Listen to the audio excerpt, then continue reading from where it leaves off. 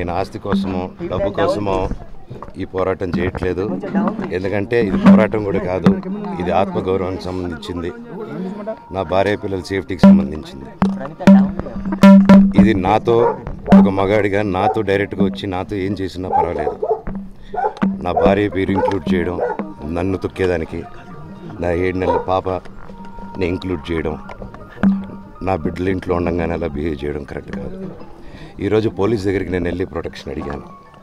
నేను మొన్న వచ్చి అడిగినప్పుడు మీకు అన్ని ఎవిడెన్స్లు ఇస్తాను, ఎస్ఐ గారు ఇక్కడి నుంచి వచ్చి నేను ఇస్తాను సార్ ప్రొటెక్షన్ చూపించాను, బౌన్సర్లు అందరూ అక్కడికి కొండ దాక్కున్నారని చూపించాను. అది కొంచెం చూసి ఓకే సార్ మీరు ధైర్యంగా ఉండండి, మేము ఎక్కడికి వెళ్ళట్లేదని చెప్పి మాట్లాడి పారిపోయారు. ఇప్పుడు కానిస్టేబుల్స్ వచ్చి అందరూ నా మనుషులందరినీ భయపించి ఇప్పుడు వాళ్ళ పేర్లు తీసుకొని బెదరగొట్టి మా మనుషులు పంపించేసి వేరే బాడీ గార్డ్ లోపల పంపించున్నారు సార్. జరగదు కాదు సార్, ఫస్ట్ డిపార్ట్మెంట్ సైట్ తీసుకుంటున్నారు. కంప్లైంట్ తీసుకున్న తర్వాత వాళ్ళకి ఏ అధికారం ఉంది? నా ప్రొటెక్ట్ చేసే మనుషులు పంపించేదానికి అధికారం ఏముంది? ప్రపంచంలో నా అందరినీ కలుస్తాను సార్, బయలుదేరుతాను. నేను ఆస్తి కోసమో డబ్బు కోసమో ఈ పోరాటం చేయట్లేదు.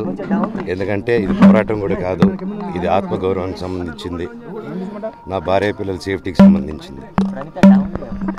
ఇది నాతో ఒక మగాడిగా నాతో డైరెక్ట్గా వచ్చి నాతో ఏం చేసినా పర్వాలేదు.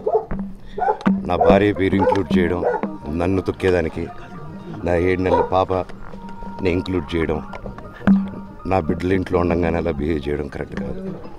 ఈరోజు పోలీస్ దగ్గరికి నేను వెళ్ళి ప్రొటెక్షన్ అడిగాను. నేను మొన్న వచ్చి అడిగినప్పుడు మీకు అన్ని ఎవిడెన్స్లు ఇస్తాను, ఎస్ఐ గారు ఇక్కడి నుంచి వచ్చి నేను ఇస్తాను సార్ ప్రొటెక్షన్ చూపించాను, బౌన్సర్లు అందరూ అక్కడికి కొండ దాక్కున్నారని చూపించాను. అది కొంచెం చూసి ఓకే సార్ మీరు ధైర్యంగా ఉండండి, మేము ఎక్కడికి వెళ్ళట్లేదని చెప్పి మాట్లాడి పారిపోయారు.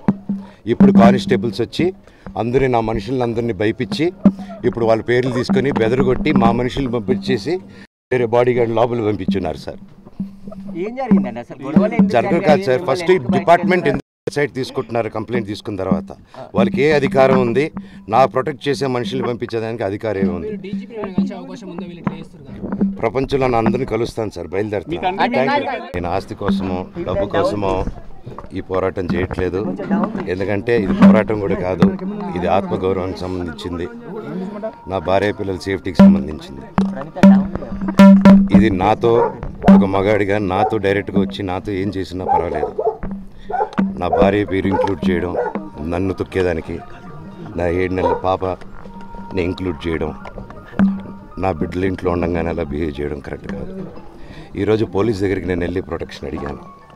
నేను మొన్న వచ్చి అడిగినప్పుడు మీకు అన్ని ఎవిడెన్స్లు ఇస్తాను, ఎస్ఐ గారు ఇక్కడి నుంచి వచ్చి నేను ఇస్తాను సార్ ప్రొటెక్షన్ చూపించాను, బౌన్సర్లు అందరూ అక్కడికి కొండ దాక్కున్నారని చూపించాను.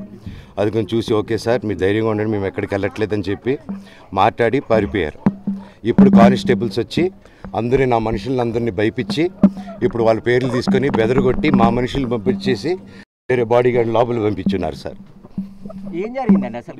జరగదు కాదు సార్, ఫస్ట్ డిపార్ట్మెంట్ సైట్ తీసుకుంటున్నారు. కంప్లైంట్ తీసుకున్న తర్వాత వాళ్ళకి ఏ అధికారం ఉంది? నా ప్రొటెక్ట్ చేసే మనుషులు పంపించేదానికి అధికారం ఏముంది? ప్రపంచంలో నా అందరినీ కలుస్తాను సార్, బయలుదేరుతాను.